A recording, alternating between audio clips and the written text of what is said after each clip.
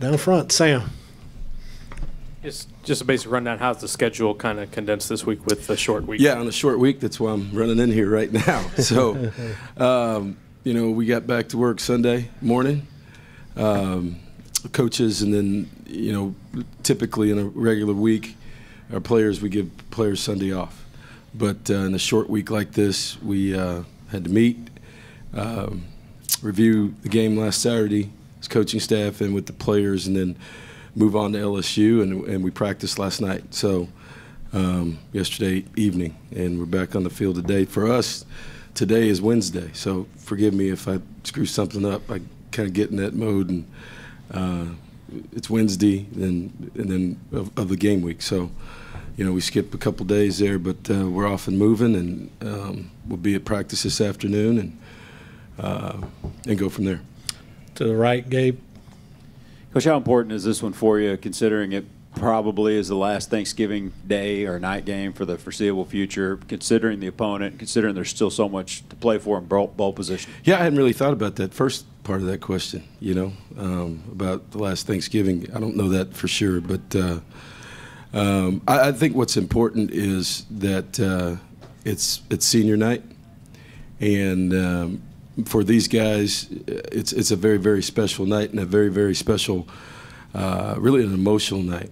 Guys that have been through a lot and been through different things. I'm not talking about football. I'm talking about life, and guys that we've known as a staff in recruiting that have come here and have had all kinds of experiences that are never really public, and to get to their last game on Kyle Field can be emotional, particularly when it's Thanksgiving. And so, you've heard me say before that Thanksgiving is about the three F's: family, food, and football.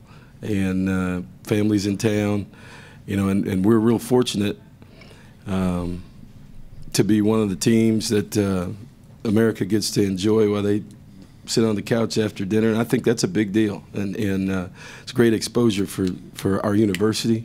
It's great exposure for our program, but also it's an emotional time for a group of guys who are playing their last game on Kyle Field. So, everybody wants that last experience to be as positive an experience as there can be. So, from that standpoint, Gabe, I think that's where it is with this team and a group of guys that have been through different experiences, but a pretty positive experience since they've been here at Texas A&M. A lot of them have graduated. Some of them are going to graduate here in a couple weeks. But no matter what happens, whether they play at another level, and certainly we've got a bowl game. This gives us a chance to climb up probably another tier, and create another positive experience. But I think the big takeaway is the emotional time that'll be in that tunnel, and what how this team is feeling about sending these guys out in the right way. Down front, Brent.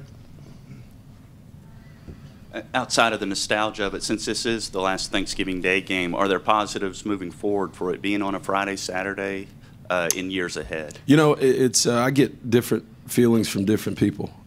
I think that.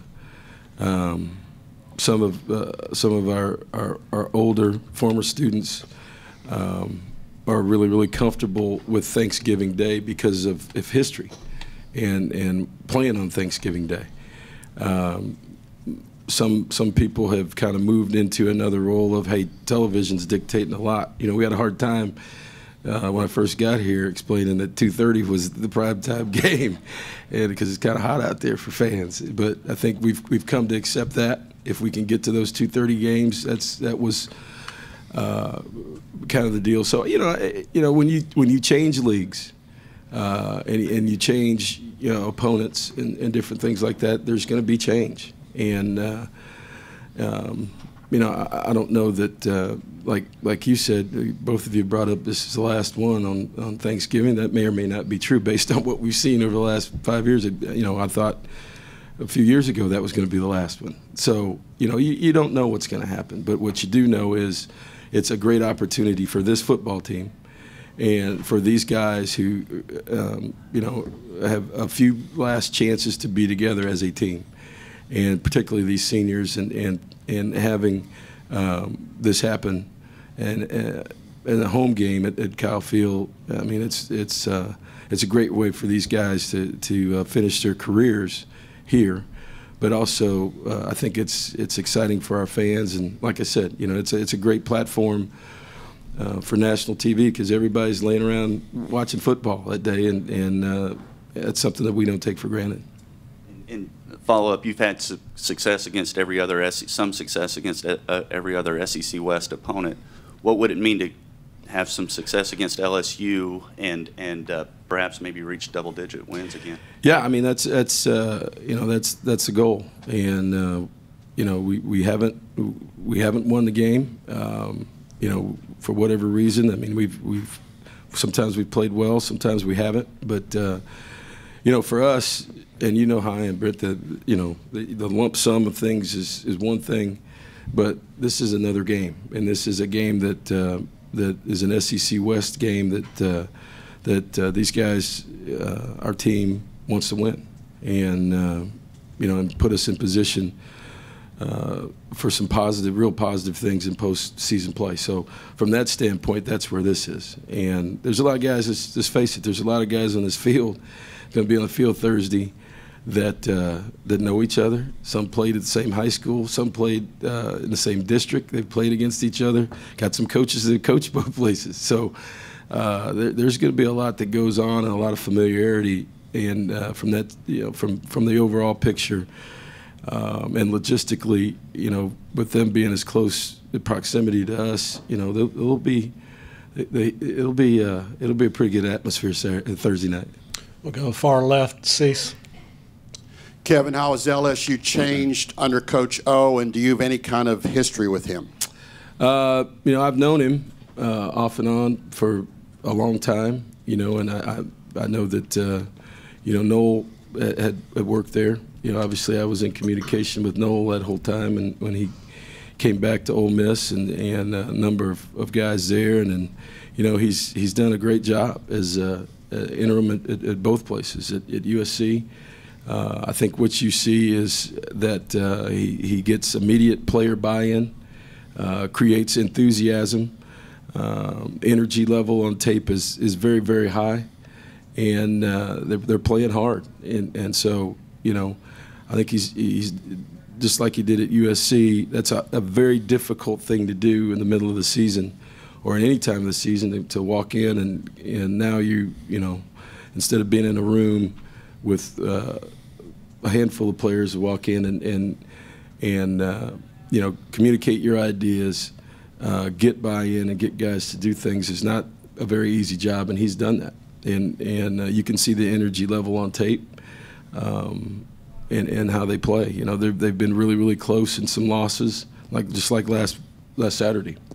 So, you know, their energy level will be high, and like I said, the atmosphere Thursday night's going I think, take care of itself, and that's something that both teams need to match early in the game and throughout. So, as far as history with him, see, I not really. You know, just talk to him a little bit and off and on, just like coaches do at different places, but. You know, he's done a great job this year. Second row here, Suzanne, and then Ben, you'll follow Suzanne. Hey, Kevin, Trevor was in here earlier saying that he wants to play on Thursday. Has anything changed since you made that announcement 2 weeks ago? Do you want me to give you injury information? Yes, I would like to. We would all like that. I mean, but seriously, has something changed? You know, here's where he is. You know, everybody, that's the kind of guy he is. He wants to play. But you know, the doctors and his rehab, everything else, that's his health and safety to me is what's most important, Suzanne. So, you know, just because you want to do something doesn't mean that that's the right thing to do. And, you know, he's a strong-willed guy. You could see him running around. You know, we had a conversation the week before that really, you know, with Jake that was playing in the Ole Miss game, he was kind of withdrawn. Trevor was, and I thought that we could use his energy and leadership a little bit more on the sideline, which there was a big difference last Saturday than the Saturday before. Now, I did get concerned when I saw him out of his sling and with shorts on running up and down the sideline last week, Saturday. But, that's the kind of guy he is. So, that's neither here nor there when it gets to answering your question. The prognosis I gave you a few weeks ago is still the prognosis, and we'll go from there. Ben, second row. I almost just completely blanked on my question here. So, the first question, I had two of them, so I'll just go with the first one, see if I remember the second one. Being one of the few black head coaches in FBS, and specifically the SEC, do you feel any extra pressure to succeed in paving the way for other guys to take head coaching jobs at big schools? Ben, I've always said that, your success, any success we can have here, and any improvement of everything, any improvement from wins, from facilities, from moving a program that was a 500 program when I got here to being better, can only help people that look like me. That's just a fact. So the perception or whatever about coaches, or particularly minority coaches, with winning and with improving their situation and stepping into a situation, particularly changing leagues in one of the hardest places in the country to play, and being able to handle that situation can only help. How do you feel like you've improved as personally as a coach this year compared to previous years?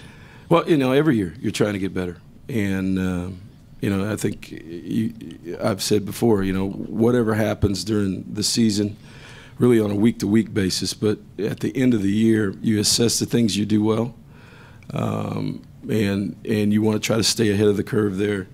You assess the things that are not going well, and then I think it's well stated that we made some decisions last year that were difficult, but put us in a better position to have success.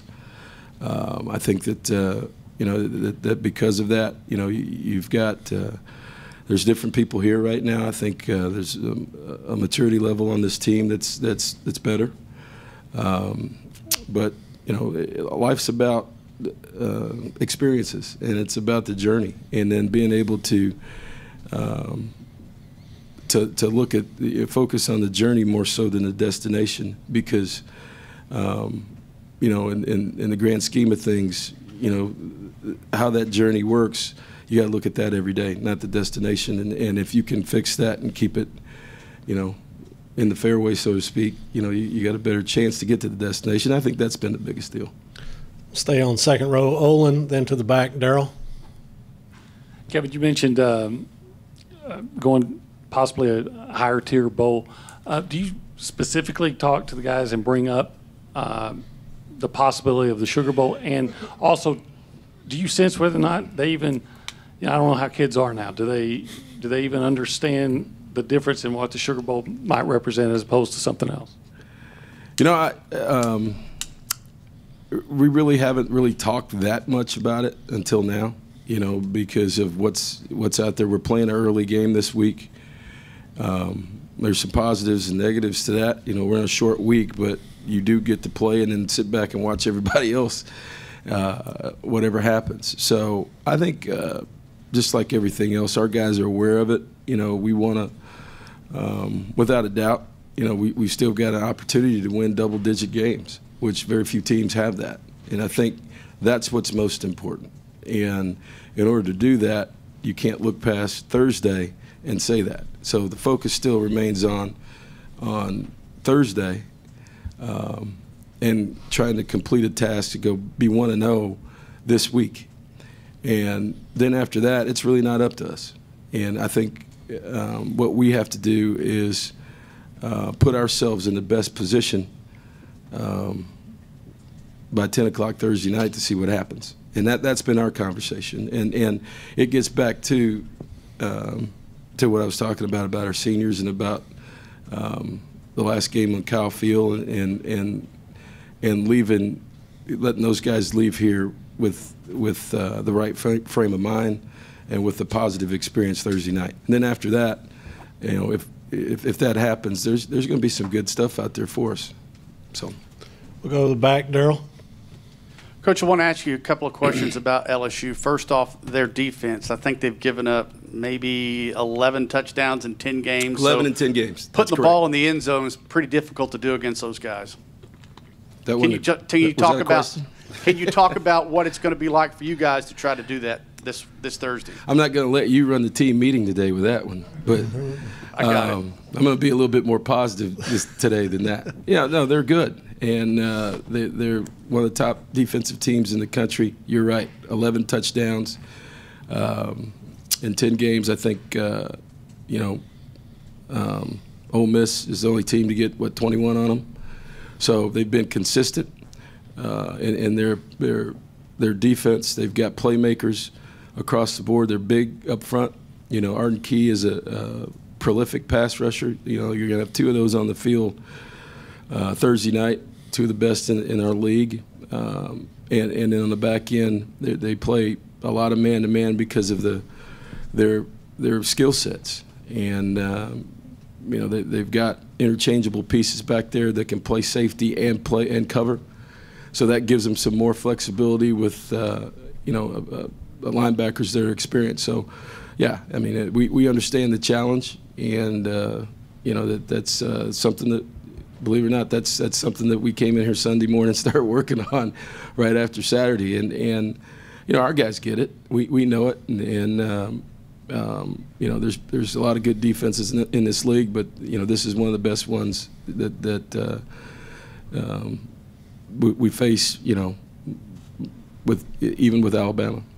How excited are you? I'll spin this one positively. How excited is your defense to see if they can repeat what they did last Saturday in terms of stopping the run against LSU? Yeah, I think it's, you know what you're getting in this game, and I think you know that they're obviously Leonard Fournette is a great player, but Geis is a home run hitter too. I think he's proven a number of times, even against us last year in the return game, what kind of a weapon he is. So you know they've got a big, strong offensive line, and they use it well, but with some backs that are really, really explosive and tough, and some really good speed on the perimeter. You get down in there and they're going to take their deep shots. We got to hold up with that, and with some long receivers that can really stretch the field. So yeah, they're a talented football team,